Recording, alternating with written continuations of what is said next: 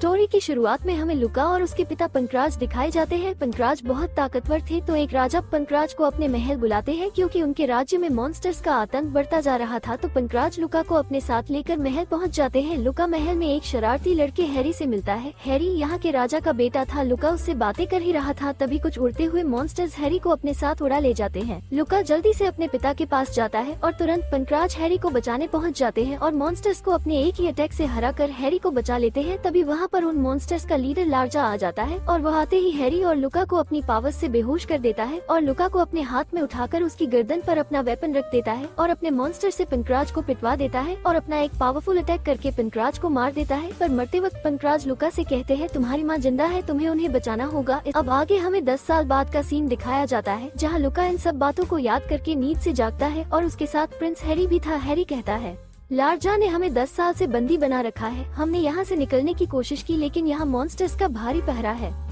उनकी ये बातें एक और कैदी सुन रहा था। इसके बाद जब लोगों से पत्थर उठाने का काम करवाया जाता है तो वो कैदी हैरी और लुका से कहता है, मुझे यहाँ से बाहर निकलने का रास्ता पता है। जब यहाँ कोई कैदी मरता है तो उसे एक ड्रम में बंद करके पानी में बहा दिया जाता है। तुम ड्रम में बंद होकर बाहर जा निकाल सकते हो। लुका और हैरी छुपाते हुए ड्रम रूम में जाते हैं और वहाँ मरे हुए जानवरों की चर्बी लगा लेते हैं और एक ड्रम में छुप जाते हैं। जब वो के मॉन्स्टर्स उन्हें देखते हैं तो उन दोनों से बहुत बुरी बदबू आती है, तो वो मॉन्स्टर्स उन्हें मरा हुआ समझते हैं और ड्रम सहित उन्हें पानी में फेंक देते हैं। वो दोनों पानी में बहते हुए शहर में आ चुके थे, पर उन दोनों को बाहर एक मॉन्स्टर देख लेता है। वो दोनों जान बचाने के लिए भागने लगते हैं। उनके पीछे अब उड़ने वाले काफी मॉन्स्टर्स भी लग जाते हैं। वे दोनों भागते हुए एक तांगे में गिर जाते हैं जिसमें जानवरों का चारा भरा हुआ था। इस वजह से मॉन्स्टर उन्हें देख नहीं पाते हैं। वो तांगे वाला उन दोनों को अपने घर में छुपा लेता है। वो लुका और हैरी को बताता है कि मेरा नाम डॉक्टर एगोन है और जो भी यहाँ से भागने की कोशिश करता है मैं उसकी मदद करता हूँ। वो उन दोनों को बताता है कि मैं मॉन्स्टर्स के लीडर लार्जा पर नजर रखता हूँ। मुझे पता चला है वो नाडारिया के गेट को खोलने वाला है। वो अपने ग्रेट मास्टर निंजू को वापस बुलाना चाहता है। निंजू के पास बहुत सी इविल शक्तियां हैं। वो अपनी पावर से पूरी दुनिया को अंधेरे में धकेलने की ताकत रखता है और इसीलिए अनगिनत जेनेथियन को अपनी कुर्बानी देनी पड़ी। डॉक्टर एगोन कहते हैं, मैं यह एक हेवनली हीरो की तलाश कर रहा हूँ जिसमें जेनेथियन का ब्लड होगा और वही लार्जा को मार पाएगा। अगले दिन एगोन लुका और हैरी को एक बॉक्स में छुपाकर बाहर भेज देता है।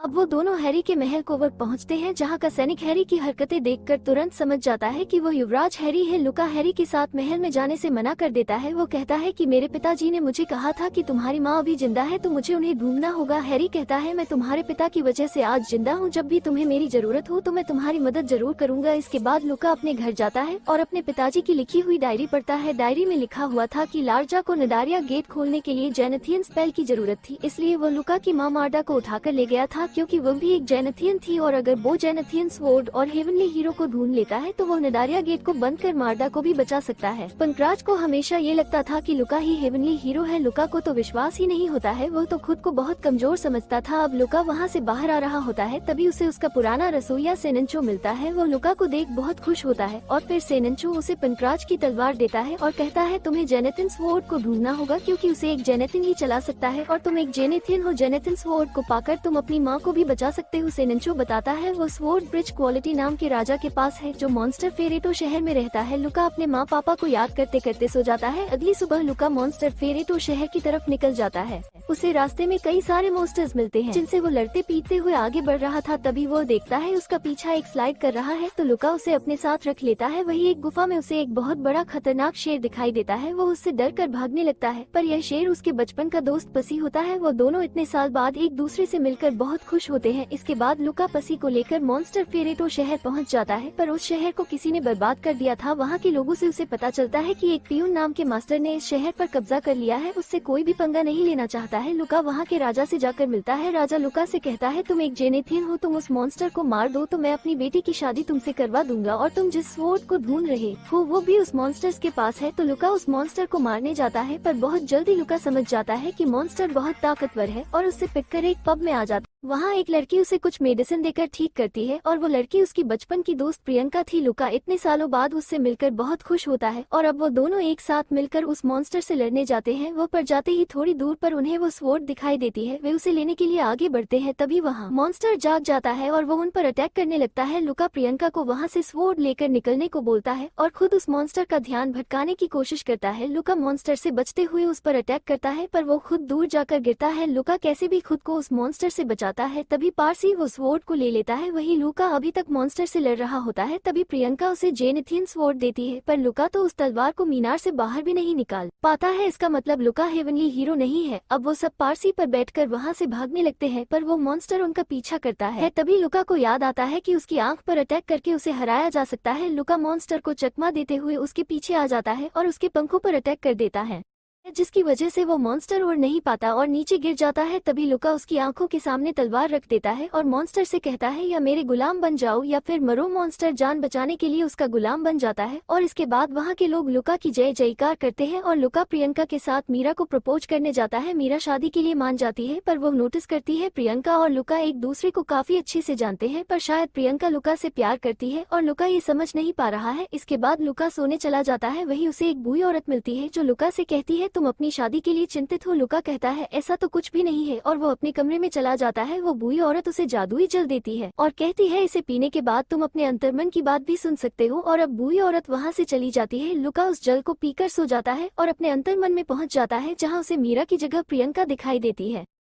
मतलब वो प्रियंका से प्यार करता था और जब वो नीचे जाकर देखता है तो प्रियंका अभी तक उसका इंतजार करते करते वहाँ पर सो गई थी। उसके अगले ही दिन लुका राजा के पास जाता है और शादी के लिए मना कर देता है। राजा लुका को जेनेथियन स्वॉर्ड देता है और कहता है, जब भी तुम्हें हेवनली हीरो मिले तो उसे ये स्वॉर्ड दे देना, और उसे वहाँ से जाने को कहता है। लुका वहाँ से निकलता है और सीधा प्रियंका के पास जाता है और उसे प्रपोज करता है। प्रियंका भी बहुत खुश होती है क्योंकि वो भी लुका से बहुत प्यार करती थी। अब वे दोनों शादी कर लेते हैं। वही हमें दिखाया जाता है कि वो बूढ़ी औरत कोई और नहीं बल्कि मीरा ही थी। सीन चेंज होता है और हमें लार्जा को दिखाया जाता है जिसने लुका की मां मार्डा को किडनैप कर रखा था। वही वो और भी ज्यादा ताकतवर होता जा रहा था। कुछ साल बाद लुका को एक बेटा होता है जिसका नाम वो दोनों एलिस रखते हैं। तभी वो जेनेथियन स्वॉर्ड कांपने लगती है। लुका कहता है, शायद ये स्वॉर्ड हमें इशारा दे रहा है कि हमें जल्द से जल्द हेवनली हीरो को ढूंढना चाहिए। तभी उन पर कुछ मॉन्स्टर अटैक कर देते हैं। सांचो लुका और प्रियंका को पीछे की रास्ते से निकालता है, पर वो मॉन्स्टर्स उन्हें देख लेते हैं और उन पर अटैक कर देते हैं। वो दोनों मॉन्स्टर से बचते हुए उनसे लड़ते हैं। तभी लुका उनसे अलग हो जाता है तो प्रियंका एलिस को सांचो को सौंप देती है और खुद लुका की मदद करने चली जाती है। वही लुका एक मास्टर से अकेले लड़ रहा था। प्रियंका उसकी मदद करने की कोशिश करती है, पर तभी उसके पीछे से एक मॉन्स्टर आता है और वो प्रियंका को अपने मैजिक से बेहोश कर देता है। प्रियंका की मैजिकल छड़ी भी वहीं पर गिर जाती है। वहीं पर उन मास्टर का लीडर लार्जा भी आ जाता है। लार्जा प्रियंका को अपने हाथों में उठा लेता है। लुका उसे बचाने के लिए जाता है, पर लार्जा अपने मैजिक से उसे पत्थर की मूर्ति बना देता है। इसके बाद लार्जा प्रियंका को अपने साथ ले जाता है। लार्जा प्रियंका से कहता है, तुम एक जेनेथियन हो तो तुम्हें मेरी मदद करनी होगी। प्रियंका कहती है, मैं जेनेथियन कैसे हो सकती हूँ, मेरी आंखों का तो कलर भी ग्रीन नहीं है। राजा कहता था, मुझे पता था तुम ये कहोगी, जरा अपने आप को इस पानी में देखो। प्रियंका खुद को उस पानी में देखती है तो उसकी आंखों का कलर बदलकर ग्रीन हो जाता है। लार्जा कहता है, तुम्हारे पेरेंट्स ने एक स्पेल के द्वारा तुम्हारी आंखों का कलर चेंज कर दिया था ताकि किसी को पता ना चले कि तुम एक जेनेथियन हो। लार्जा कहता है, तुम अपने अंतर मन से मार्डा से बात करो और उससे मैजिकल स्पेल के बारे में जानने की कोशिश करो जिससे वो नाडारिया गेट को खोल सके। प्रियंका मार्डा से बात करती है। प्रियंका मार्डा से कहती है, मैं आपके बेटे लुका की पत्नी हूँ। मार्डा कहती है, मैं उसे स्पेल के बारे में कुछ भी नहीं बता सकती वरना ये दुनिया का अंत होगा, मुझे इसके लिए माफ कर देना। ये सुनते ही प्रियंका लार्जा पर अपनी पावर से अटैक करने लगती है,